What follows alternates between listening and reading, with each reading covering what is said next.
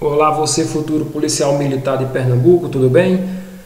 Vem aqui com a gente agora para a gente comentar sobre as possíveis questões que possam ser que caiam, não é isso, nessa prova 2016. Eu disse que possam ser que caiam, mas de certa forma vai ter que cair o conteúdo de história. E o conteúdo mais cotado para que caia nessa prova, que a UPE-NET pode explorar do aluno, é justamente esse conteúdo que a gente vai trabalhar aqui agora, tá certo? Eu resolvi fazer essa aula diferente porque a pedido de muitas pessoas, tanto no Facebook, quanto no WhatsApp, tá certo? Quanto no e-mail, apesar do e-mail agora estar um pouco fora do ar aí, meu e-mail, tá certo? Porque eu já mandei vários e-mails essa semana e o Gmail aí resolveu bloquear a minha caixa de e-mail, por motivo de pensar um provável spam, mas não é spam nenhum. É o Brasil, é o Nordeste, é o Pernambuco, é o Ceará em peso querendo adquirir essas aulas, tá certo? Então, muito obrigado por você, pela sua paciência, tá certo?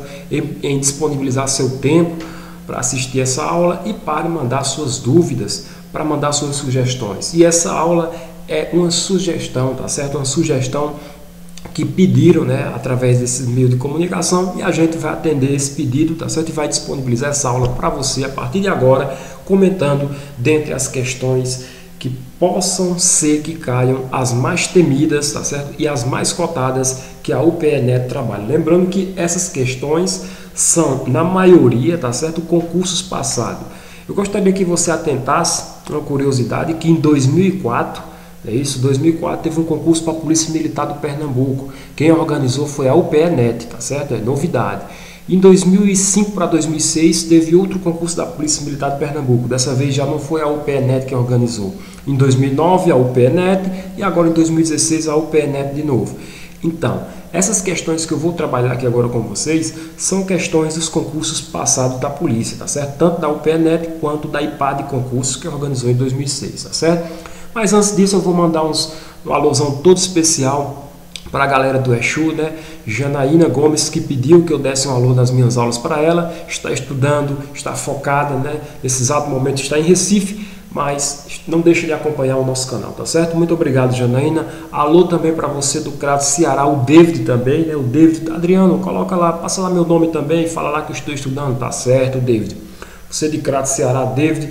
Também o João Pedro, também lá do Piauí, não deixou a cidade aqui no WhatsApp, tá certo? Mas o João Pedro está com a gente também, tá certo? Futuros guerreiros, futuros militares, vamos nessa, vamos deixar de conversa e vamos comentar aqui algumas questões. Qual é a minha dica de hoje? Minha dica de hoje, galera, é o seguinte: quando vocês se depararem diante dessas questões de história, tá certo? A dica é essa daqui que eu estou escrevendo, que eu vou escrever aqui no background, ó. Tenha paciência. Por que paciência, galera? Paciência é uma virtude. Paciência é uma virtude. Justamente é por ela que muitas pessoas caem nessas provas. Por quê? Porque normalmente a questão de história é assim. Começa com o que ela está pedindo, depois vai para as alternativas. São 5 assertivas, galera. 5 assertivas, A, B, C, D e E. Dessas 5 assertivas, quando você está na última, na assertiva E, provavelmente você já se esqueceu do que está perguntando. Não é isso? Você já se esquece o que está perguntando no início. Sim, eu estou lendo, mas o que é que a questão está pedindo? Então, a minha dica é para você fazer essa prova por anulação. Anulação. Como assim, Adriano? Anulação. É o que a gente vai ver aqui agora. Vamos lá para essa primeira questão, vamos falar sobre ela. Eu explico já o que é essa anulação. O enunciado da questão diz: dentre as características gerais do período pré-colonizador, destaca-se. Então, galera, o período pré-colonizador, se você não viu ainda, a gente colocou uma aula no YouTube, disponibilizou a primeira aula. Ela não está completa, essa aula. Por que é que não está completa? Ela não está completa por quê? Porque eu fiz aqui uma parceria com quem adquirisse essas aulas particulares, que eu só colocaria as aulas que estão sendo vendidas em partes, tá certo? Em partes para ajudar a galera do canal. Não estou cobrando aqui uma taxa exorbitante, é uma minúscula taxazinha que eu estou cobrando para você adquirir cada aula dessa, tá certo? Você escolhe a aula que você quiser, eu te disponibilizo com exercícios novos e exclusivos, tá certo? Eu disponibilizo para você. Se você quiser adquirir, deixa seu WhatsApp aqui embaixo do vídeo, comenta com o teu WhatsApp que eu entro em contato. Se você, amigo, não tem condição diante da crise financeira para adquirir, também não se preocupe, porque na medida do possível eu vou colocando pedaços de aula e você vai ter paciência para assistir essas aulas aí, pedaço em pedaço que eu colocar, mas não farei em respeito aos meus clientes, né? Eu não posso colocar toda na íntegra, porque eu prometi para eles mesmos que são aulas exclusivas, tá certo? Infelizmente, galera, mas eu vou colocar, se a aula tiver 40 minutos, eu coloco 25 para vocês já irem pegando esses conteúdos, tá certo? Então vamos lá.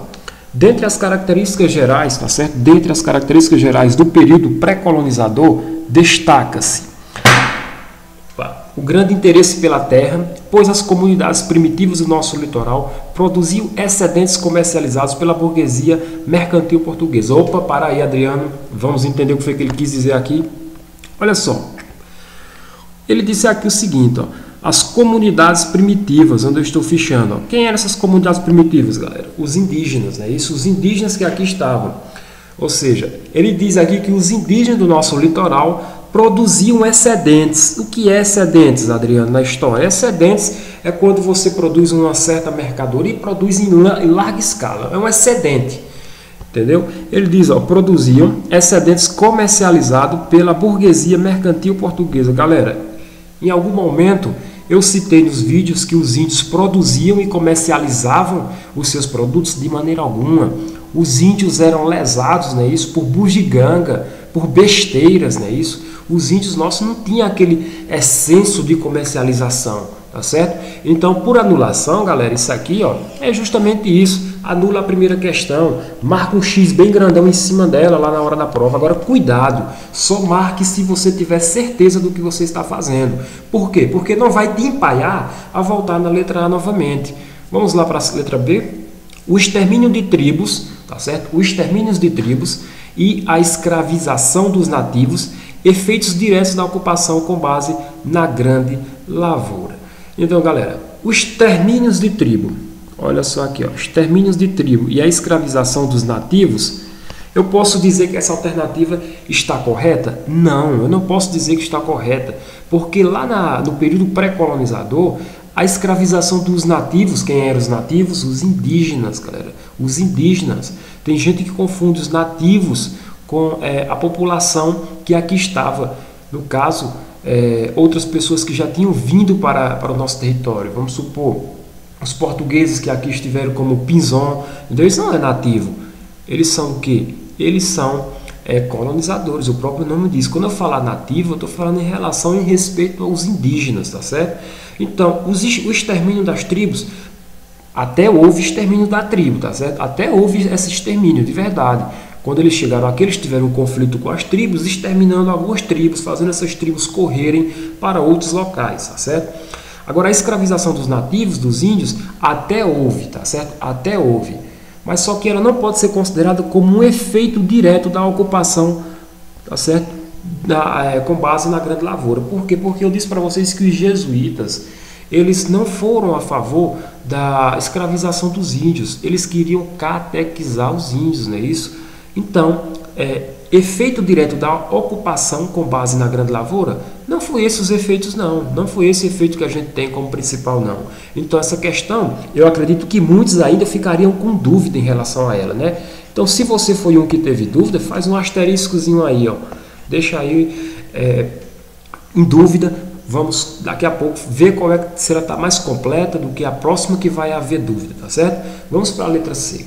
A letra C diz, a montagem de estabelecimentos provisórios em diferentes pontos da costa, onde eram amontoados as toras de pau-brasil para serem enviadas à Europa. Olha só essa questão, eu falei isso nos nossos vídeos lá na primeira aula, falei sim, galera. Eu falei que eles tiravam todas as madeiras da nossa floresta e jogavam aonde? À beira-mar, acumulavam aqueles toras de madeira de pau-brasil para posteriormente, tá certo? Vir os navios e pegar e levar para a Europa. Então, era a forma de armazenamento desses materiais que eles vinham pegar aqui, o pau-brasil. Eles armazenavam a beira-mar para facilitar. Essa daqui é uma resposta que não tem nem discussão, ela é a letra C, tá certo? Vamos analisar a letra D. A distribuição de lotes de terras a fidalgos e funcionários do Estado português, copiando sua experiência realizada em ilhas do Atlântico. Aqui ainda não. A gente não tem a distribuição de lotes de terra a fidalgos e funcionários do Estado português, não, galera. Na pré-colonização a gente não tem. A gente tem isso aqui depois, quando vamos fazer as capitanias hereditárias. Aí sim, o governo português ele deu lotes de capitanias que são chamadas capitanias hereditárias, que eram passadas de pai para filhos, não no pré-colonial. Então, por isso que a história é chata. Você apostaria que seria a letra D também. Mas quando você vai para a ordem cronológica do tempo, você vê que isso aqui não foi do período pré-colonial. Isso aqui vai ser só depois, quando nós tivermos a montagem de capitanias hereditárias, onde foi doadas aos donatários, tá certo?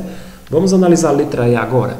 A implantação da agromanufatura açucareira iniciada com construção do engenho do senhor governador em 1533 em São Vicente. Você pode até ter dúvida em relação a esse engenho, né, em relação a essa data, mas só que novamente eu volto a dizer para você, o tempo cronológico, a gente aqui na pré-colonização, tá certo? O período pré-colonizador, a gente não pode falar da agromanufatura açucareira ainda, apesar de ser nesse período que veio para cá Duarte Coelho, que trouxe a plantação de as primeiras mudas de cana-de-açúcar, mas aqui ainda não tinha agromanufatura açucareira. Ali foi o pé, o início, mas ainda nós não tínhamos essa tal agromanufatura açucareira, tá certo, galera? Ficou claro a primeira questão?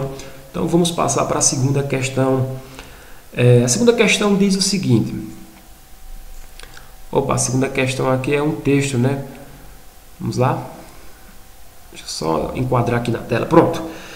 Da primeira vez que viestes aqui, vós o fizestes somente para traficar. Não recusáveis tomar nossas filhas, e nós nos julgávamos felizes. Quando elas tinham filhos, nessa época, não faláveis em aqui vos fixar, apenas vos contentáveis com visitar-nos uma vez por ano, permanecendo entre nós somente durante 4 ou 5 luas ou meses, né? Regressáveis então ao vosso país, levando os nossos gêneros para trocá-los com aquilo que carecíamos. Aí está o autor do texto aqui, né? Mário Maestre. Então, o que você pode reter desse texto? É uma boa leitura de português. Aí já é um português misturado com a história, tá certo? Aí requer que você entenda o que o texto está falando. Se necessário for, volta novamente a ler. A gente não vai voltar a ler para não perder tempo, porque já deu para ficar entendido aqui para mim. Se você não entendeu, dá pausa no vídeo e vê novamente, tá certo? A pergunta é, o texto anterior faz alusão ao comércio que marcou o período pré-colonial. Eu falei isso aqui demais, galera. O comércio que marcou o período pré-colonial brasileiro, conhecido por... Galera, na questão anterior, a gente viu que eles armazenavam o pau-brasil à beira-mar, não é isso? Então, aqueles paus que eles armazenavam à beira-mar, eles eram mercadorias que os europeus trocavam com quem? Com os nativos, não é isso? E em troca de quê, Adriano? Bugiganga, em troca de besteira, tá certo? Em troca de besteira. Então, justamente aqui, esse texto está falando disso, que um certo nativo lá falou que é que eles vêm para cá, levam para lá, eles dão o que a gente carecíamos, entendeu? O texto está falando sobre isso, de uma troca. Como era chamado o nome dessa troca? Tá certo? No período pré-colonial. Letra A, mita, encomienda, corveia, escambo, mercantilismo. Se você respondeu que a letra B não tem nem o que discutir, você acertou. Por quê? Porque chama-se escambo, a prática que os índios tinham em trocar bugiganga por pau-brasil. Leva isso para a prova, tá certo? Essa daí tá tranquilinha, né? Não precisa comentar sobre ela não, que nossos vídeos estão bem claros. Vamos discutir aqui essa quarta questão. Pero Vaz de Caminha, certo? Pero Vaz de Caminha, em sua carta ao rei Dom Emanuel, ressaltava que a salvação dos índios era a mais imediata contribuição à terra. Algumas décadas depois, o ensino colonial desenvolvia-se fortemente, influenciado pela cultura religiosa do colonizador. Sobre os primeiros educadores da fase colonial, é correto afirmar que eles... Então, a pergunta está perguntando, né, não sendo redundante, sobre esses educadores da fase colonial. O que é correto dessas alternativas? Vamos para a assertiva A. Conseguiram dissociar a evangelização do processo colonizador luso-brasileiro?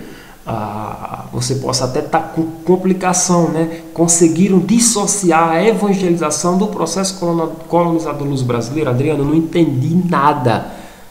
Eu não entendi nada. Se você não entendeu, ó, faz assim, ó. para depois você voltar nela, tá certo? A gente vai já comentar sobre ela. Permaneceram alheios ou diferentes. Quem permaneceram alheios ou diferentes? Olha só, os educadores, né? Isso, os educadores, ó. Permaneceram alheios ou indiferentes aos abusos praticados pelos senhores escravos? Mentira, mentira. Eles não permaneceram alheios, não. Tá certo? Eles não permaneceram alheios ou indiferentes aos abusos praticados pelos senhores escravos, não. Por que eles não permaneceram? Porque justamente os jesuítas eram contra a escravidão de quem? Dos nativos. Os nativos ou índios, tá certo? Então essa alternativa aqui você pode marcar um X em cima dela que está errada. Eles não permaneceram alheios, não. Letra C. Presos às ideias etnocêntricas europeias, ignoraram a língua indígena? Quem? Os educadores? De maneira alguma, Adriano. Eles não ignoraram língua indígena nenhuma, não. Eles tiveram afeição pela língua indígena, certo? Letra D. Pretenderam espalhar a fé, tomando novos súditos tementes a Deus e obediência ao rei? Com certeza, essa é a resposta. Mas daqui a pouco a gente vai voltar para a primeira ainda e descobrir por que não é ela, viu? Tinham por objetivo promover a Igreja Católica mantendo intacta a cultura indígena? Não, de maneira alguma. Eles não tinham como objetivo promover a Igreja Católica mantendo intacta a cultura indígena. Os índios precisavam o quê? Adequar-se à cultura europeia, tá certo? Essa adequação da cultura europeia era entender que tinha um rei aonde devia obedecer, que era o rei, a coroa portuguesa, tá certo? Pela questão de promover a Igreja Católica até tá certo, mas quando fala aqui, mantendo intacta a cultura, isso aqui não existiu, tá certo? Eles queriam reculturalizar esses indígenas. Por que, Adriano, não é a letra A? Conseguiram dissociar a evangelização do processo colonizador nos brasileiros. Porque quando eles aqui dissociar, tá certo? A evangelização do processo colonizador nos brasileiros, não tem nada a ver com o período ao qual a gente está se remontando, tá certo? Conseguiram dissociar de maneira alguma. E a evangelização do processo colonizador, não, tá certo? Então só complica essa palavra dissociar, tá certo? Mas automaticamente, como eu falei agora há pouco, você faz a questão por anulação, então você vai automaticamente saber que essa questão aqui ficou com dúvida em relação à letra D. Mas quando você viu lá a letra D, que eles pretenderam espalhar a fé, tornando novos súbditos a Deus e obediência ao rei, você exclui a letra A, tá certo? Então vamos aqui para a quinta questão. A quinta questão fala o seguinte: sobre a organização econômica e política das comunidades indígenas brasileiras no período inicial da conquista do território pelos portugueses, é certo afirmar que, vamos lá, primeiro quesito, os nativos viviam em regime de comunidade primitiva, em que a terra era propriedade privada dos casais e instrumentos de trabalho era propriedade coletiva. Galera, o instrumento de trabalho era propriedade coletiva, isso aqui ninguém pode se discutir, tá certo? Os indígenas, o que eles tinham era de todos. Agora só que isso aqui tá errado, ó. Quando eu falo aqui que eles viviam em regime de comunidade primitiva, também está correto, viu? Agora quando eu digo em que a terra era de propriedade privada dos casais, isso é mentira, tá certo? Isso não existe. Então esse primeiro quesito aí você já pode anular. Vamos aqui para o segundo quesito. Deixa eu pegar aqui outro background. Aqui, ó, aqui em cima. A divisão das tarefas, aqui, ó. A divisão das tarefas era por sexo e por idade, correto? Está correto. As mulheres cozinhavam, correto, cuidavam das crianças, correto, plantavam e colhiam. Os homens praticavam de atividades guerreiras, de caça e de pesca e da derrubada da floresta para fazer a lavoura. Isso está correto? Está correto, galera. Isso aqui está corretíssimo até por demais. Marca aí o primeiro quesitozinho, tá certo? Está correto. A sociedade era organizada em classes sociais. Já está mentindo. A sociedade indígena nunca foi organizada em classes sociais, tá certo? Aqui, vamos continuar. Sendo o excedente de produção controlado pelos chefes das aldeias, responsável pela distribuição dos bens entre os indígenas. Está correto. O cacique era o responsável pela aldeia. Mas só que a gente não pode falar que a sociedade era organizada em classes sociais. Não existia classes sociais pobre, rico, nada disso na sociedade indígena. Então, corta aqui esse segundo, certo? Vamos para o quarto. Os indígenas brasileiros não praticavam o comércio, pois tudo que produziam destinava-se à subsistência, realizando apenas trocas rituais e presentes. Corretíssimo. Então, as assertivas corretas é a assertiva de número 2 e a assertiva de número 4. Então, você vai marcar qual? Letra E. Você acertou, parabéns, tá certo? Eu recomendo que você pare o vídeo e resolva para depois dar continuidade. Isso eu me esqueci de falar lá no início, tá certo? Olha só aqui, isso aqui é tema da todas as aulas minhas, da primeira até a terceira eu abordo a Guerra dos Bárbaros. Então vamos agora a uma pergunta sobre a Guerra dos Bárbaros. A chamada Guerra dos Bárbaros pode ser caracterizada pelo conflito entre comerciantes portugueses do Recife. Mentiu, não foi isso aqui é a Guerra dos Mascates para quem estudou história e quem viu até agora nas nossas aulas. Vamos parar por aí. O movimento liderado por Frei Caneca, importante Frei Caneca foi em 1824 lá na Confederação do Equador, não tem nada a ver com a Guerra dos Bárbaros de 1668 a 1751, 41. A guerra entre índios e colonos pela ocupação do interior. A guerra entre índios e colonos pela ocupação do interior. Essa daqui é questão de dúvida, marca ela aí, né? Dúvidazinha aí sobre isso aí. Teve nos jornais Tifos de Pernambuco, Sentinela, Liberdade de Sua Mentira. Isso aqui a gente não está falando ainda sobre a Revolução Praieira não, certo? Foi um conflito que durou por anos. É verdade, é verdade, é verdade, é verdade. E aí, temos C e E como as assertivas corretas? Não, porque aqui é pura anulação, como eu falei para vocês. Quem é que está mais completa? A Guerra dos Bárbaros durou quase meio século. Aí eu te pergunto, foi um conflito que durou por anos? Correto. As guerras entre índios e colonos pela ocupação do interior? Correto. Você vai colocar qual? Aqui está mais completa ou aqui está menos incompleta?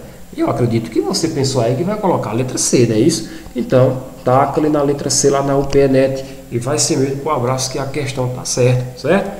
Vamos para a sétima questão, analisar ela agora. A sétima questão tem um enunciado que diz: qual dos fatores abaixo pode ser descrito como elemento econômico fundamental para o surgimento da Guerra dos Bárbaros? Então ele está perguntando qual foi o fator econômico, né, que teve o surgimento da Guerra dos Bárbaros. Eu falei lá no nosso vídeo sobre as charqueadas, lembra-se disso?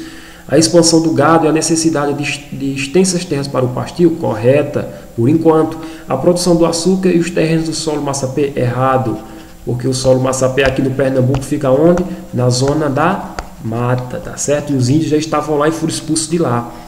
A escravização e mão de obra indígena, a Guerra dos Bárbaros é entendida por isso, escravização e mão de obra indígena? Não, também não, certo? A cafeicultura e sua produção? Não, também não.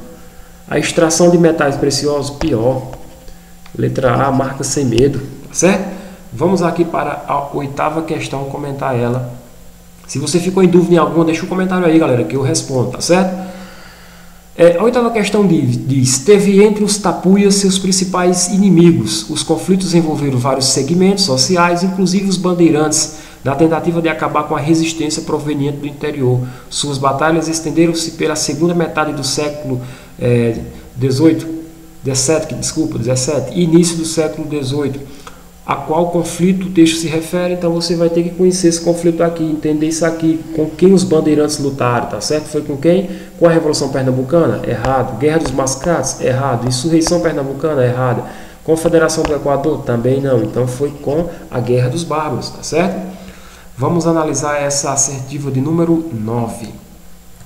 Por qual das opções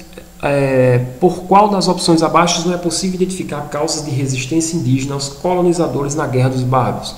A conversão religiosa através das missões, disputas por metais preciosos, distribuição de seus valores culturais, expulsão do seu território, transformação de mão de obra escrava pelo colonizador.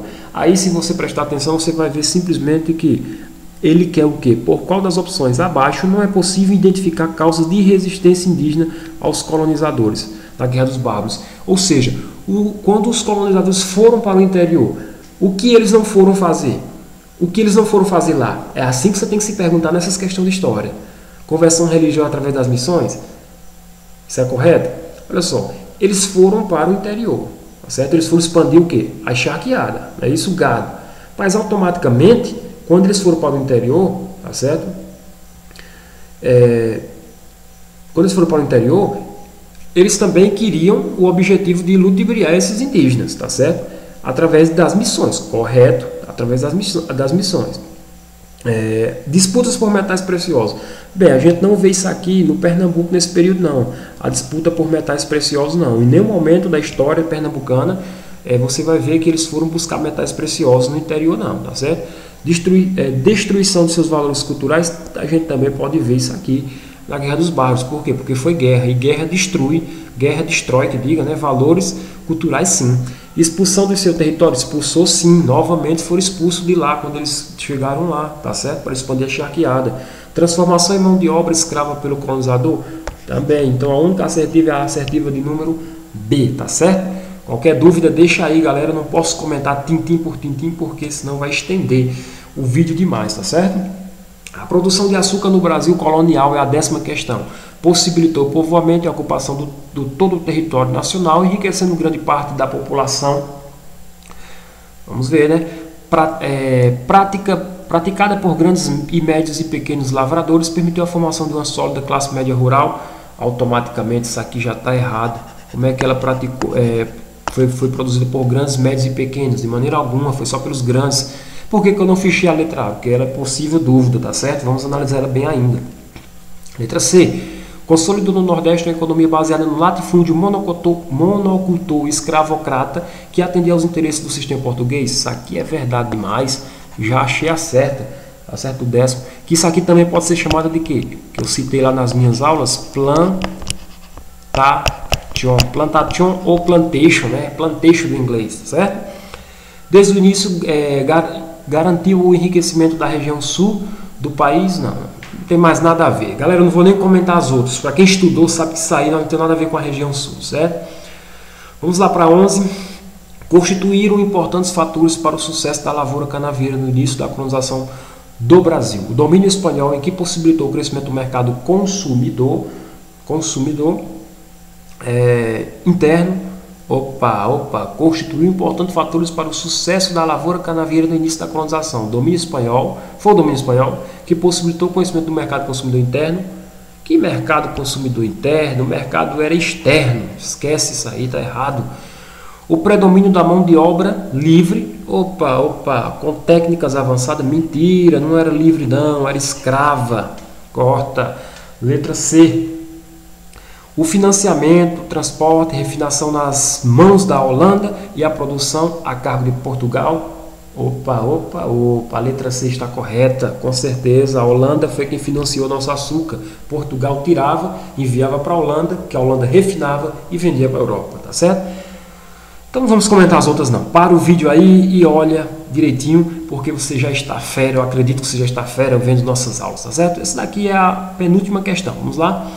A organização da agromanufatura açucareira no Brasil colônia está ligada ao sentido geral da colonização portuguesa, cuja dinâmica estava baseada na letra 12, letra A, pesada carga de taxas e impostos sobre o trabalho livre, com o objetivo de isentar de tributos o trabalho escravo. Isso aqui é mentira. Cargas de taxas e impostos sobre o trabalho livre, não havia nada disso. O trabalho era escravo, acabei de dizer, tá certo? Unidade produtiva voltada para a mobilidade mercantil interna, mentira, era externa. Falei da agorinha também. Estrutura de produção que objetivava a urbanização e a criação de maior espaço para os homens livres. Que homens livres? Homens livres não tinha vez nesse período não, galera. Pequena empresa que procurava viabilizar a produção açucareira apenas para o mercado interno, já falei, não existe economia interna nesse período não. É voltar tudo para fora, então só sobrou quem? A letra E, que é o que? Propriedade latifundiária, escravista para atender aos interesses da metrópole portuguesa de garantir a produção de açúcar em larga escala para o comércio externo. Marca ela aí, certo? A última de hoje, tá certo? Para garantir a posse da terra, Portugal decidiu colonizar o Brasil. Mas para isso seria preciso desenvolver uma atividade econômica lucrativa. A solução encontrada foi implantar em certos trechos do litoral a produção açucareira, explorar ouro, a extração do pau-brasil, a criação de gado, o comércio e a especiaria. Eu vou parar um segundinho para você pensar qual é a resposta certa. Olha só, a gente está falando de quê? Para garantir a posse da terra, Portugal decidiu colonizar o Brasil. Mas para Portugal colonizar o Brasil, seria preciso desenvolver uma atividade econômica que desse dinheiro. A solução encontrada foi implantar em certos trechos do litoral o que? 13, letra. Se você disse que é a letra A, você acertou. Por quê? Porque a produção açucareira, tá certo? Foi a melhor economia que Portugal encontrou no Brasil. Exploração do ouro é só 1700 lá em Minas Gerais. Extração do pau-brasil até houve, mas ela não foi a principal. Criação de gado foi só depois. Comércio de especiarias Teve, mas não foi em larga escala. Galera, se você gostou dessa primeira vídeo aulazinha aí, né, falando sobre dicas de como fazer essa prova da UPNet, dá um joinha aí para ajudar o canal, tá certo? Comenta, curte e compartilha todos os vídeos que eu coloco aqui no canal para que outras pessoas tenham acesso a essas informações prestigiosas e inéditas aqui nessa plataforma do YouTube, tá certo? Eu quero agradecer a todos, tá certo? Muita pessoa mesmo pedindo para mim falar o nome, mas se eu fosse tirar um tempinho para falar o nome de todos, eu ia ter que passar uma aula só chamando o nome das pessoas que estão adquirindo e que estão com a gente, tá certo? Vem você também com a gente, dê uma oportunidade para a gente colocar você lá naquela viaturazinha da Polícia Militar, ou dirigindo, ou armado da forma que você gosta, tá certo?